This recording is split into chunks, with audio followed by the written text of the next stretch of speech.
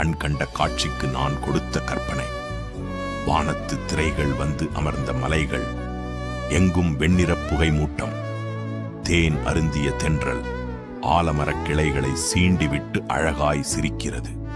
சத்தத்துடன் யுத்தம் செய்த காதுகளுக்கு நிசப்தத்தில் நீண்டதொரு தூக்கம். அடர்ந்து விரிந்த காடு விட்டு கிடந்த உருள நிழல் தேடி நான் வந்தேன். ஒற்றரை பிடித்த உள்ளம் உடனே உள் சுத்தமாகிவிட்டது. காட்டுக்குருவியொன்று காந்தப் பார்வை கொண்டு படர்ந்த பாறையின் கீழிருந்து வா என்றழைத்தது கான். சொண்டுக்குள் சொண்டு சிக்கி சொக்கிய உணர்வுகளும் சொகுசாய் நெகிழ்ந்து ஆகாயம் தொட்டதே.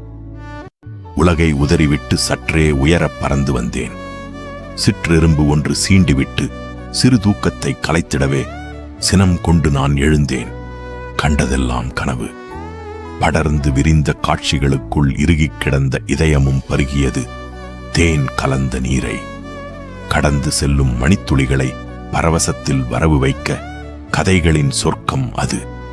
காட்சிக்கு வந்தவுடன் ஒட்டுமொத்த உலகமும் என் இருவிழிப் பார்வைக்குள்ளே சிறைப்பட்டது போல் இருந்தது.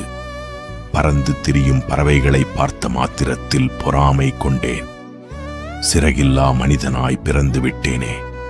அத்தனையும் படைத்த இறைவன் எனக்கும் பறப்பதற்கு சிறகொன்று வைத்திருக்கலாமே என்றதொரு கோபம் உள்ளே. ஆனால் பார்வைகளால் மட்டும் பறந்து விரிந்தேன். பறவை மொழி நான் அறியேன். ஆனால் மொழி பேசும் மனிதனுக்குள் எத்தனை எத்தனை மொழிப்பேதங்கள்.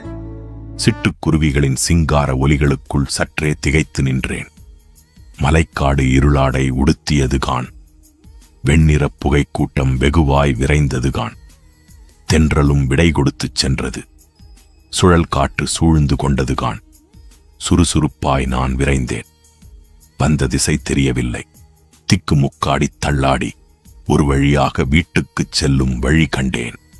ஓசையோடு அழுது புலம்புகிறது வானம். சாரல் தெரிக்கிறதென்று மின்னல் வெளிச்சத்தில் ஜன்னலை சாத்துகிறாள் மனைவி. என் தலையையும் அன்போடு துவட்டிவிட்டாள். ஆனால் காடு காட்டிய காட்சிகள் கண்முன்னே வந்து போக பாவம் அந்த பறவைகள் என்னதான் பாடுபடுமோ? துளிகள் விழுந்து துவண்டு விடுமோ? தலை துவட்டிவிட யார் இருக்கிறார்கள்? குளிர்காற்றின் குதூகலத்தில் குருவிகளுக்கு கூடாரம் யார் கொடுப்பார்? கூதலுக்கு போர்வைதான் யார் கொடுப்பார்? ஓவென்று மழை பெய்தால் ஐயோ பாவம், பறவைகளின் பரிதாபம் பறந்து விடுமே. அந்தி நேரத்தில் கூடி கும்மியடித்த குருவிக் கூட்டம்.